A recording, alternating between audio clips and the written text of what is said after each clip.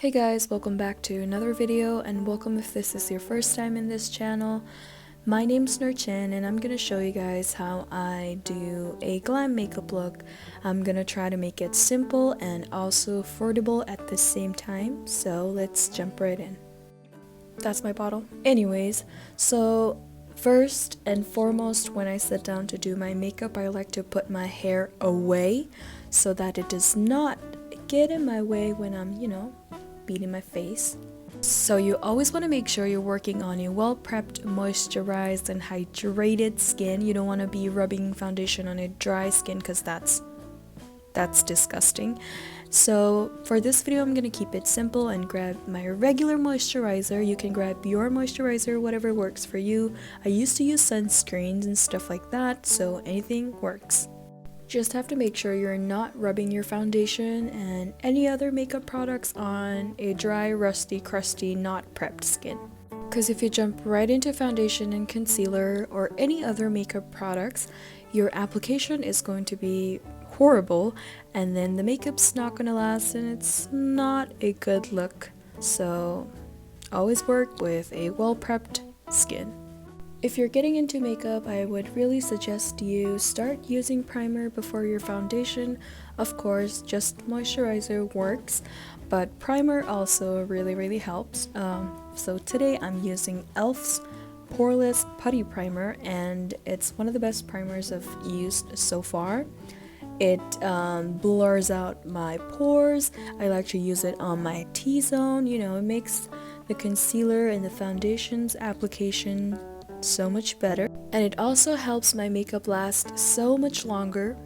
I think most of us forget to prep our lips. We just prep our face and then we jump right into the makeup, but I think prepping your lips before, all the shebang is also very important. I'm one of those people who like to do their eyes first. I like to do my eyebrows first. Eyebrows the first thing I do when I start with my makeup, because when I draw my eyebrows, I like to rest my hand on my face. And for brows, I'm of course using the Anastasia Beverly Hills Dip Brow Pomade in the shade Dark Brown. The brush is from Milani. Another tip, it's always good to have a little hand mirror when you're working with your brows. So my brow routine is pretty simple and straightforward. I like to brush the hair upwards first. Brows are really personal, so this is just how I do it. If you have a brow routine that you really like, then good for you, stick to it. But how I do is I just follow my tail. I start with the tail. I draw my tail just following my natural hair and how it's laid on my brow bone or whatever. So I just follow my natural line, make a little arch up there, and then just fill it in. That's basically it. I'm personally not a big fan of boxy brows, so the front part of the brow, I don't know what it's called, I like to just brush it out and give it a little fade effect so it doesn't look as boxy, because I don't think boxy brows are my thing. So I always try to fade it out a little, just the front part. I don't know what it's called, I don't know the exact word, but yeah, just fade it out a little. So now I'm gonna do the same exact thing on the other brow, and then I will be right back. Alright, so I'm back with the second brow, and honestly I can never ever get them to look similar even, so I've kind of accepted the fact that I just can't. I've given up, so I just go with the flow and then just let it be. So now we are going to clean up the brows. Like if you've made a little bit of mistake, it's okay. There is nothing a concealer or foundation can't fix in my case, because I like to carve out and clean up my brows with a foundation instead of a concealer, because personally I just find it a lot easier to work with and it's super easy to blend. And we've also primed our lids, because now we're jumping into eyeshadow, yay! And for today's look, I've picked this really cute little eyeshadow palette from ColourPop. So the name of the palette is Rhapsody, and this is a very beginner friendly palette in my opinion. I love the color combination. I love working with warm tones, and I started with warm tones when I was getting into eyeshadow, so I really love this palette. And same goes with the brushes. So if you're somebody who's just getting started with makeup, you only really need 2 good quality brushes. One to pack the color in your crease, and the second brush to blend everything out, make it look, faded, seamless, and smooth. So that's my packing brush, which is dense, and that's my blending brush, which is fluffy and soft. And today I've picked a very simple look for you guys, just so you can get started with eyeshadow. We're going to be working with this eyeshadow first. I'm going to grab my fluffy brush, my blending brush, dip it into this really gorgeous warm shade, and this is going to be our transition shade. Transition shade just makes everything look put together and there's no weird patch or anything in your eyes. So you just grab it with a fluffy brush and just rub it all over your crease, just to get your eyelids warmed up for the next shade. That's how I think. So after that, we're gonna grab our packing brush, dip it into this really gorgeous brown, and then pack it onto the outer corners, just the outer corners. Do not blend or anything. We're just gonna pack it because that's what a packing brush does. And after we're done laying that color on the outer corners, we're gonna grab the star of the show, a very nice fluffy blending brush, and then just blend it. So honestly, you just keep blending it until you get rid of the harsh lines, until it looks, okay, like you will know when you see it. So yeah, just blend. Blending is really the key. Honestly, I'm not even exaggerating. It's all about the blending and the good blending brush. This one right here is from Sigma and it's beautiful. Then I'm packing more of that brown shade again on the outer corners and then blend it. You see, you just pack and blend. So you only really need 2 brushes. I mean, if you're only working with one color, of course. But since this is a beginner friendly tutorial, I'm just gonna show you guys one color. And ta-da! I did both of my eyes and here we are, all nice and blended. Now is my favorite part, the inner corner. So for that, I'm going to be using this color that's called Spontaneous, and this is such a beautiful golden color. I don't know how ColourPop does it. Why is this palette so affordable, and why is it so good at the same time? Like, do you see how pigmented and how beautiful, how warm and rich that is? And I forgot to mention, you just need your ring finger to put that on. The warmth of your hand, fingertips, just makes everything perfect and put together. Ring fingers were made to apply glitters on your eyelids. I said it. So you want to grab your packing brush and then just fade out the harsh line in the middle where the matte eyeshadow and the glitter eyeshadow meets. I don't have a better way to explain it, but yeah, just that little line in the middle. Fading it out with the packing brush. I do my waterline and the lashes later, so for now the eyes are pretty much done and we're gonna move on to the face. So I hope everybody still remembers this foundation, Matte and Poreless by Maybelline. It's still one of my favorite foundations of all time. So easy to blend, very buildable, medium to full coverage, and this is my perfect shade. So I'm shade 230 Natural Buff. I believe this is the shade I've been using. I can't quite remember the shade I used to use when I was in Nepal, but at the moment I'm using 230 and it looks so good. And again, if you're somebody who's just starting with makeup, you don't have to go all crazy and heavy on foundations just yet. Just start with something simple, like, Matte and Poreless by Maybelline is a very good choice. It's not super thick full coverage and it's more than a BB cream. So there we go, your beginner friendly, good, affordable foundation for you, Matte and Poreless by Maybelline. Still my favorite, will always be my favorite. I like to use a makeup sponge to apply my foundation and my concealer, so that's what I'm doing. If you like brushes more, then you can go right ahead and use a brush, whatever you like, but I find that sponges are more easy to work with. Sponges just do it for me. So after the foundation's nice and blended, we're gonna move on to concealer and get rid of that dark circles because I don't like them. So concealer is more than getting rid of your dark circles. concealer is used to, you know, give your face a lift and bring a little bit of attention to the center of your face. That was a really bad accent. Anyways, so the concealer I'm using is from L'Oreal, their Infallible Concealer. It's very good. If you know Michaela, she liked it so much, and I see why she likes it. It's damn good.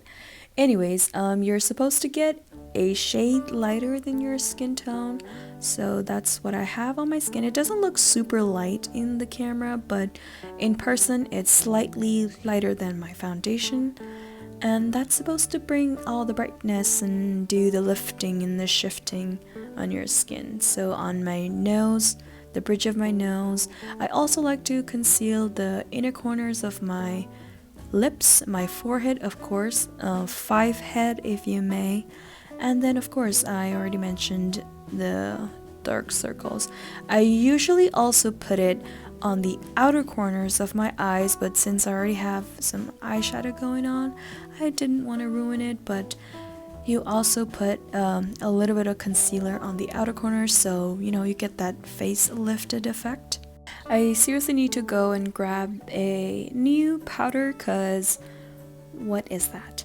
So right now I am going to set the concealer and the foundation on place. I use a denser and more packed brush for my inner corners and my T-zone. I don't really bake like I used to. I just pack some powder and then just dab dab dab with a denser brush, and then I move on to a fluffier brush for the rest of my face. Okay, so now we're gonna finish some unfinished business. As you can already see, I'm grabbing a fluffy blending brush and then give it a dab on that brown shade from earlier, if you remember, and then with a very light hand just blend it on the outer parts of my waterline. Don't go all the way in, just, you know, semi-waterline-ish. And then moving on to not so fun part, the eyelash. I have been doing makeup for years now and I still struggle with this part. I just cannot get it to work in one go. Like, I don't know what it is. The lash band, my application, my glue, or just me in general. I just cannot do lashes to save my life. But that's okay, I'm gonna keep trying. So what you want to do is you want to put a very thin layer of the glue on the lash band and let it sit for 30 seconds at least. You want to make sure the glue is tacky. You know, you don't want to put the lashes when the glue is still fresh. You want to let it sit for about 30 seconds. I need to go watch a lash tutorial myself, so I'm just gonna put this clip out there of me struggling to get the lashes right, because like I said, I just cannot get it right. It looks good, right? It does look good, but then it comes off. Yeah, all of us should go and watch a lash tutorial, because I kind of suck.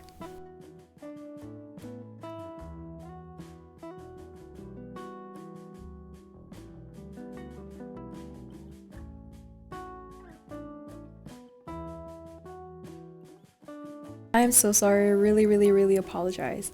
Anyways, the lashes are somewhat done. We're gonna bring back some color to our faces, and for that you want to use a nice matte bronzer. I love using a matte bronzer over a shimmery bronzer. Bronzer I'm using today is by Essence. It's completely matte. I have a shimmery bronzer from NARS, and I honestly always go for a matte bronzer because I just love how they work on my skin. So I'm using a fluffy brush to bronze up my forehead, my cheekbones, and my jawline, just the outer parts of my face. I also like it on my nose a little bit. I don't know, I just find it really cute. And the reason I'm using a fluffy brush is I don't want it to be super precise, because for that we have contour. I just wanted to, you know, bring some warmth and some life back to my face. Now, another favorite part of my routine, the blush, and I always reach out for a peachy tone over a pink tone. I don't know, it's just my personal preference, and I just use a dense blush brush tongue twister blush brush, and then I smile, look in the mirror, and just dab it on the apples of my cheeks and then slightly drag it upward so that my face doesn't look droopy and it looks lifted with some fun colors on my cheek. And the blush palette I'm using is from Folklore Beauty, another affordable gem and very pretty at the same time. And yes, I love blushing the tip of my nose. It's a thing of mine and you don't have to do it if you don't want to, but I find it really cute. So another part that I cannot skip is the nose highlight. I'm not a very big fan of cheekbone highlighting, so I skipped that today, but I am a very big fan of nose highlighting because it just puts everything together, not just the nose, but the whole look together. And for that, I am using this really precise brush from, I don't know the company, but it doesn't matter as long as it's pointed and precise like that. Like, do you see the instant difference after that little boop on the nose and the bridge of my nose? It just brings everything together. I don't know if it's only me. And while I'm doing that, I also like to highlight the inner corners of my eyes and the brow bones for a little pop. We are coming to an end, and to wrap everything up, we're of course going to put on a nude lipstick. Of course, you can go and put on any kind of lipstick you want. There's really no rule, but I was really feeling, nude lips that day. And I also already have a very beautiful eye look going on, so I didn't want to apply some bold color and draw all the attention on my lips, Plus, nude lips just look good with anything. And the one I'm wearing in my video is by Pony Effect. It's very smooth, wears really nice, dries matte, and doesn't dry my lips out. Now, if you're happy with the look you've created, we're gonna lock and seal it in place, and for that I'm using Jeffree Star X Morphe Setting Spray. It smells like fake strawberries, but it does the job, so not complaining. And this is the look, you guys. I'm gonna go fix my hair, and then I will see you.